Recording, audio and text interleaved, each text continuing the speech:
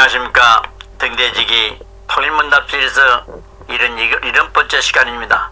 이 시간에는 우리 한반도의 주변 정세와 그에 따르는 우리 정책의 재검토 및 그 대책에 대해서 말씀드려 보도록 하겠습니다. 근래 들어서 우리 한반도는 국내외를 불문하고 무엇 하나 마음을 놓을 수 있는 것이 없어 보입니다. 국내 문제로선 조국 사태를 비롯해서 선거법 개정 및 공수법 등의 크게 떠오르는 이슈도 적지 않게 있으나 이 시간에는 대외 문제를 주로 생각해 보도록 하겠습니다.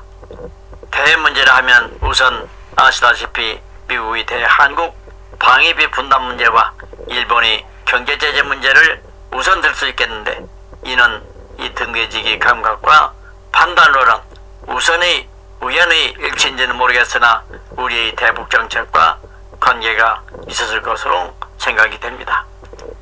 우리 정부는 북한의 핵을 제거하는 것을 전제로 해서 북한의 철도 건설 사업을 약속하고 판문점 회담을 통해서 김 위원장과 트럼프의 회담을 추진하는 등 한때 한국과 북미 간의 밀월 관계가 유지될 수 있을 듯이 보였으나 그것은 그때 일시적이었을 뿐 현재로선 외부로 드러나고 있지 않으나 가장 가까이 있는 우방들로부터도 우리가 냉대를 당하고 있다고 보여집니다.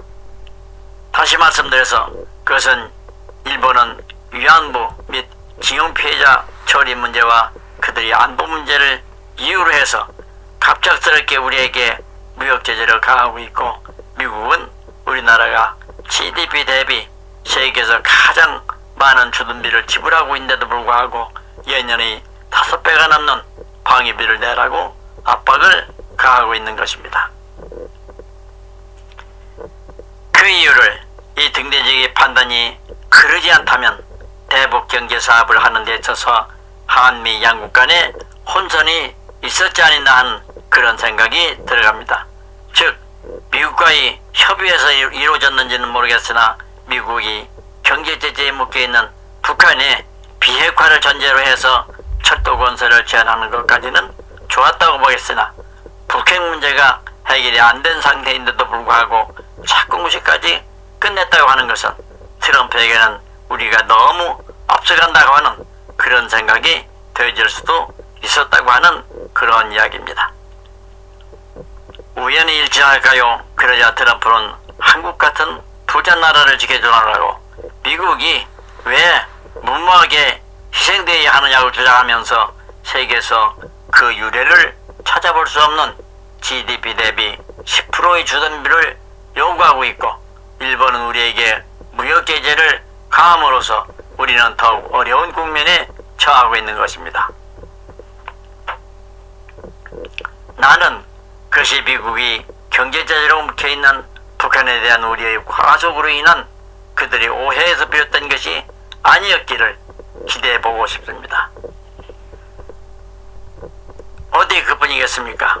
우방국인 대미, 대일관계 이외에도 대소련, 대중국, 또 게다가 근래로는 대이란 문제까지 겹쳐서 무엇 하나 그 해결의 방향을 찾기가 쉬운 것이 없어 보일 뿐만 아니라 그 모두가 우리가 아쉬워서 매달리는 경우이지 그들이 아쉬워서 우리에게 접근하고자 하는 것은 거의 없음으로써 그것은 우리의 국제적인 위상과 영향력이 그만큼 미약하다고 하는 반증이기도 한 것입니다. 왜일까요? 우리는 지정학적으로 강대국들의 사이에 끼어서 동서의 균형을 슬기롭게 조정하며 캐스팅보드 역을 할 수 있는 요충지에 차지하고 있는데도 불구하고 우리의 목소리를 제대로 내지 못하고 있는 그런 것입니다. 그 이유가 도대체 무엇일까요?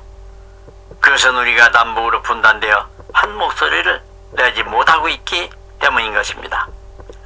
그러면 여기에서 한 가지 짚고 넘어가야 할 것은 애초에 우리 대북 정책이 북핵 폐기에 두었기보다는 남북 통일에 두었어야 했던 그런 것이었는데, 그렇지 못하고 북핵 폐기에 전념한 것이 못내 아쉽기만 합니다. 왜냐하면 동족이 어렵게 개발한 핵무기를 없애자고 하는 것보다 통일을 하자고 하는 그런 것이 훨씬 명분이스러운 일이었기 때문이었습니다. 다시 말씀드려서 남북 동등한 조건 하에서 협의해서 실용적인 민주체제를 확립하여 통일조국을 건설하고자 하는 그 정책, 그 말씀입니다.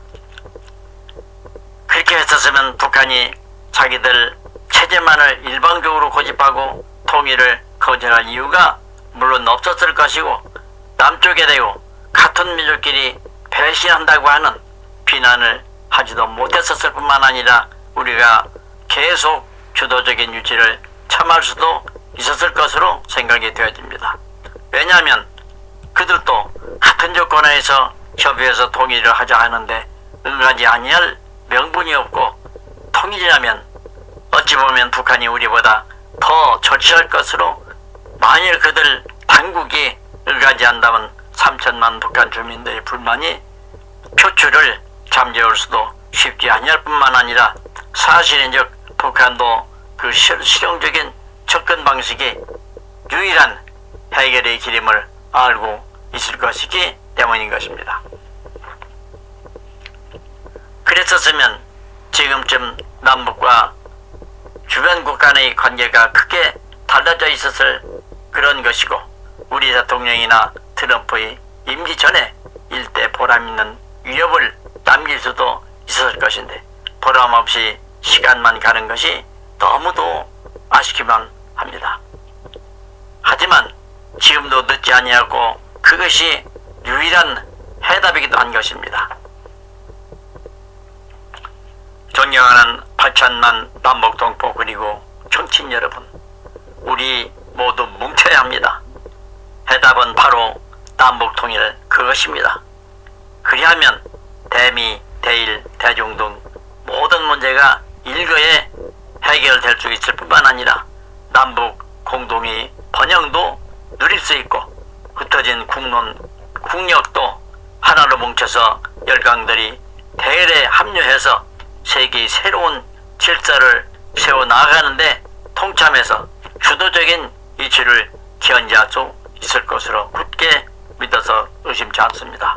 감사합니다.